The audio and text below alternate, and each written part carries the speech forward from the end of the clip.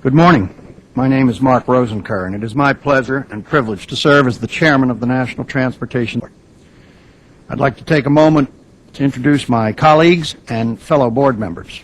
On my right, the vice chairman, Robert Sumwalt. My immediate left, member Debbie Hersman. My far right, member Kitty Higgins, and my far left, member Steve Cheelander.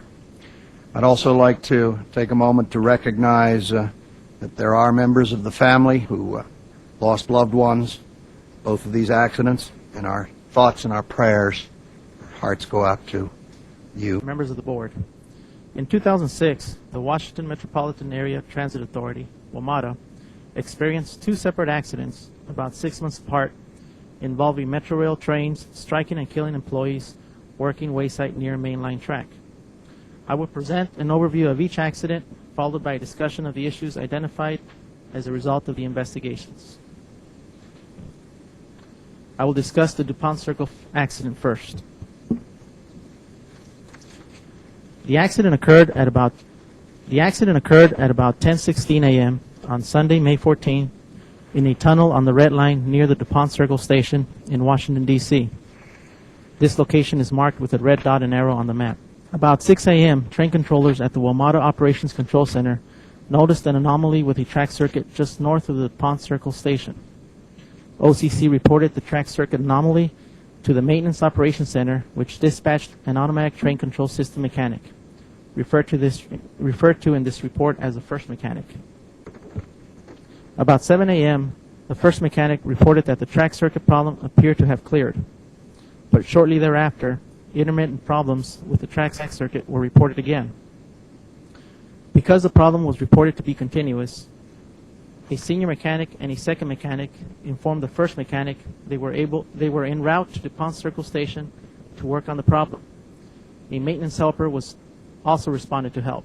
About 9 a.m., the senior mechanic and the second mechanic arrived at DuPont Circle.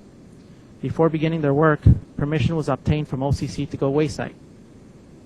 OCC granted the mechanics permission to go wayside and made a radio broadcast to all train operators on the Red Line about workers near the DuPont Circle station. No subsequent radio broadcasts were made regarding their work. The senior mechanic and the second mechanic performed a visual inspection while the first mechanic was identified as a train lookout. After the inspection, the three mechanics returned upstairs to the train control room at DuPont Circle. About 9:45, the senior mechanic and the maintenance helper began adjusting the track circuit. The adjustments required the first and second mechanics to return wayside to place shunts at various locations on the track. Again, the first mechanic was a train lookout, while the second mechanic placed the shunts. After the adjustments were completed, the senior mechanic asked for another shunt. However, the shunt failed to indicate the simulated presence of a train in the train control room. So the senior mechanic went wayside to meet with the other two mechanics and discuss the problem at the wayside work area shown in the diagram.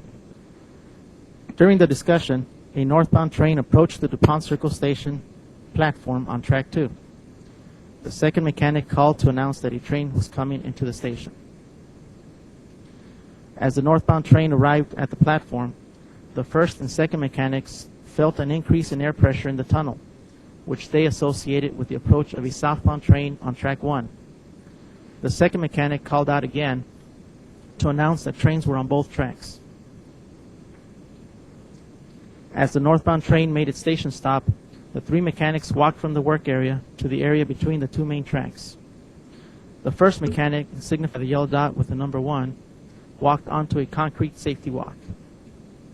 The second mechanic, signified by the red dot with the number 2, took a position at the end of the safety walk. The senior mechanic, signified by the purple dot with an S, moved to an open area between the tracks adjacent to the crossover. When the northbound train was ready to depart, the train operator sounded the train horn. The senior mechanic gave the train operator the all-clear signal using a flashlight.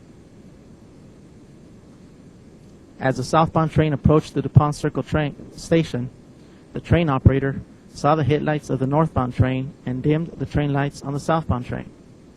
As the two trains passed each other, the southbound train operator heard a loud boom, followed by a flash of light on the left side of the train.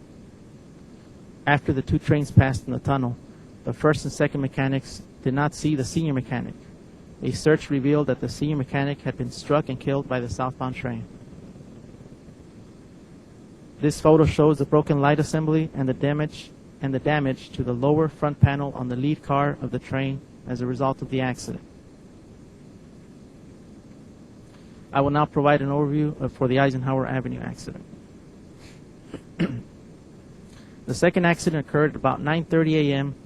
on Thursday, November 30, on an outdoor section of the Yellow Line near the Eisenhower Avenue station in Alexandria, Virginia. This location is marked with a red dot and arrow on the map. On the day of the accident, 2 WMATA track walkers reported for duty at the Metrorail yard in Alexandria.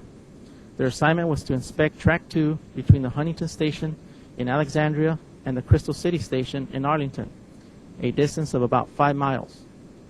The purple flags on the map designate the area that was to be inspected. The 2 track walkers reported for duty at 7 a.m. and began their workday with a routine safety meeting with the track supervisor, including a discussion of the area of track to be inspected that day. The track walkers were able to work as a team.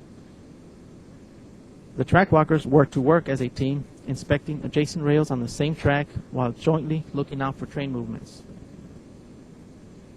About 7:41 a.m., the track walkers requested permission from OCC to go wayside. Train controllers at OCC granted permission and made a radio blanket announcement to all train operators on the blue and yellow lines, informing them about track walkers between Huntington and Crystal City stations. This was the only announcement made by OCC in regard to this work. About 9:06 a.m., security cameras showed the 2 track walkers at the Huntington Station platform preparing to begin their inspection. Around this time, the morning rush period was ending, and some southbound trains arriving at Huntington Station were being removed from service and routed to the Alexandria yard instead of returning northbound. About 9:23 a.m., a train, shown in green in the diagram, that was being removed from service departed Huntington Station on Track 2 en route to the Alexandria yard. Security cameras showed that about 2 minutes later, the 2 track walkers departed the Huntington Station platform, heading north along Track 2. About 9:27 a.m., the accident train arrived at Huntington Station. This train was reversed and destined for Alexandria Yard. About 9:29, the accident train departed the Huntington Station with no passengers. After clearing the interlocking, the train accelerated to approximately 38 miles an hour. Maximum authorized speed was 45 miles per hour. Data recordings indicate the train horn was sounded when the train was about 698 feet or 15 seconds from the track walker's location. Post-accident sight distance test showed this was about the location that the workers and the train operator would have been visible to each other. But post-accident sight distance test showed that the train operator would not have been able to tell whether the track walkers were on Track 1 or Track 2. The train continued, and at 241 feet, or 4 seconds from the track walker's location, the train horn was sounded again. Post-accident sight distance test confirmed that the track walkers were visible from the train operator's position at this location. The test determined that an operator could also determine whether the track walkers were either clear or following Track 2. The left front side of the train struck the track walkers as they were walking northward, one behind the other, just outside the west rail of Track 2. The train speed at the time was about 35 miles per hour.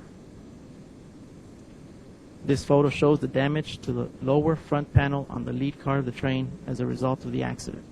As a result of these investigations, the following safety issues were identified: right-of-way procedures and safety rules compliance, and technology for wayside worker protection.